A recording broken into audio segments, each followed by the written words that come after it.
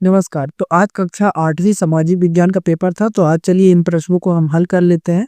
तो यहाँ पे पहला नंबर प्रश्न है, भारत में ब्रिटिश शासनकाल के प्रथम गवर्नर जनरल कौन थे? तो ये था आपका वारेन हेस्टिंग। तो आपका पहला नंबर का प्रश्न।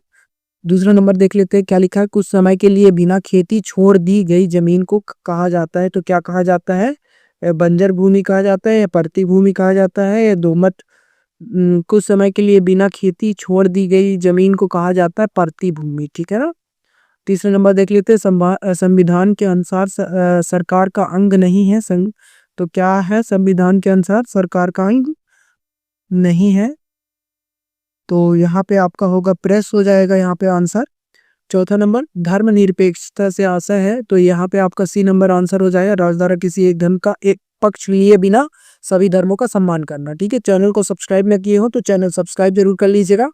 और इससे पहले भी मैंने सभी वीडियोस के मतलब सभी पेपर का हल डाल रखा हुआ है। ठीक है। जनसाधारण को जन सुविधा मुहैया कराने का दायित्व है, किसका है? तो सरकार का है। जनसाधारण को जन सुविधा मुहैया कराने का अधिकार किसको है? सरकार को। ठीक है ना। अब चलते हैं रिक्त स्थानों की ओर। तो यहाँ पे चलते हैं। छठवां नंबर देख लेते हैं, क्या लिखा हुआ है? जलियांवाला बाग की घटना कहाँ कब हुई थी? तो 1919 में हुई थी। यहाँ पे आपका आंसर हुआ है ये 1919। आप देख लीजिएगा, मैंने यहाँ पे आंसर ऑलरेडी लिख दिया हुआ है। देश का शासन चलाने हेतु आवश्यक नियमों का संग्रह कहाँ संविधान कहलाता है। ठीक है। समाज में कम जनसंख्या वाला समुदाय क्या कहलाता है? अल्पसंख्यक समुदाय कहलाता है। भारतीय संविधान में 6 से 14 वर्ष की आयु के सभी बच्चों को शिक्षा की गारंटी दी जाती है। क्या दी जाती है? शिक्षा की गारंटी दी जाती है। ठीक है। न्यूनतम वेतन सरकार के द्वारा तय किया जाता है। किसके द्वारा? सरकार के द्वारा। ये आपका आंसर है। ठीक है ना। यहाँ पे आपको सरकार करना है। ठीक है। मैं बीच में लिखता तो स्पेस कम आता है, इसलिए अच्छे से ना दिखता, इसलिए मैंने आंसर नीचे लिख रखा हुआ है। ठीक है।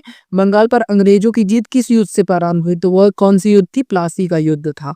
रायत शब्द का अर्थ क्या है? तो रायत शब्द का अर्थ है किसान। ठीक है ना। 13वां नंबर प्रश्न देख लेते हैं, औपनिवेशिक काल में जाति के विरुद्ध सबसे महत्वपूर्ण आंदोलन कौन सा था? वो था जाति विरोधी आंदोलन या दलित आंदोलन। तो ये था आपका आंसर। 14वां नंबर आंसर देख लेते हैं, विवादों का निपटारा, न्यायिक समीक्षा, लोकतंत्र की व्यवस्था बनाना किसके अधिकार क्षेत्र में है? तो वो है न्यायपालिका के अधिकार क्षेत्र में है। ठीक है ना। तो यहाँ पे आपको किसके की जगह पर क्या लिख देना है? न्यायपालिका। न्यायपालिका। ठीक है ना। यहाँ पे मैंने शॉर्ट में लिख दिया है, बट आपको आंसर पूरा लिखना होगा। ठीक है। बीच में इसको कौन की जगह कैसे की जगह, और अगर किसी में ये जैसे ऐसे भी लिख देंगे चलेगा, अति लघु उत्तरीय, कोई दिक्कत नहीं है। पानी से होने वाली बीमारियों के नाम लिखिए। तो पानी से होने वाली बीमारी क्या है? हैजा, टाइफाइड, पीलिया। ठीक है। जनजाति आबादी वाले क्षेत्रों में सामाजिक न्याय को प्रोत्साहन हेतु लागू किया किसी एक योजना का नाम लिखिए। तो वो कौन सा योजना था? वन अधिकार अधिनियम। ठीक है ना। प्रश्न नंबर 17 देख लेते हैं, क्या लिखा है? उत्तर भारत ने 1857 के विद्रोह के मुख्य केंद्र कौन कौन से थे? तो उत्तर भारत में 1857 के विरुद्ध 1857 के विद्रोह के मुख्य केंद्र थे दिल्ली, कानपुर, लखनऊ और झांसी। ठीक है। तो ये आपका आंसर हो गया। प्रश्न नंबर 18 देख लेते हैं, ईश्वरचंद विद्यासागर ने महिलाओं की स्थिति में सुधार के लिए क्या क्या प्रयास किए? तो यहाँ पे क्या हो जाएगा आपका उत्तर? यहाँ पे उत्तर हो जाएगा, ईश्वरचंद विद्यासागर ने महिलाओं की स्थिति में सुधार के लिए निम्न प्रयास किया। विधवा पुनर्विवाह को बढ़ावा दिया, महिला शिक्षा का समर्थन किया।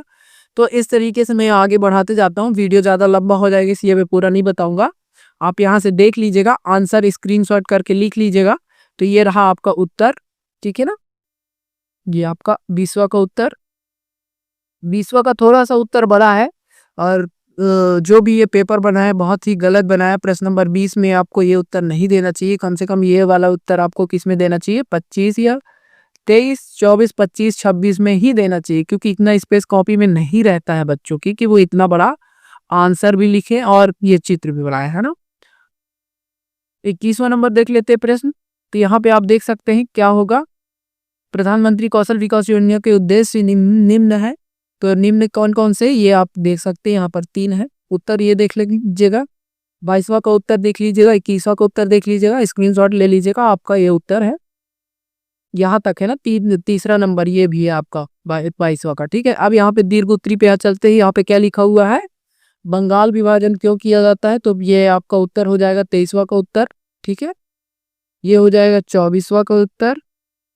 ये हो जाएगा आपका 25वां का उत्तर। ठीक है, ये हो जाएगा आपका 26 का उत्तर। तो इस तरीके से आपके सभी प्रश्नों के उत्तर यहाँ पे आपको मिल गए होंगे। अगर चैनल को सब्सक्राइब नहीं किए हैं, चैनल सब्सक्राइब कर लीजिएगा। इस चैनल में केवल और केवल आपको क्या मिलेगा, पेपर का हल मिलेगा। ठीक है ना। धन्यवाद, अब मिलेंगे नेक्स्ट वीडियो में।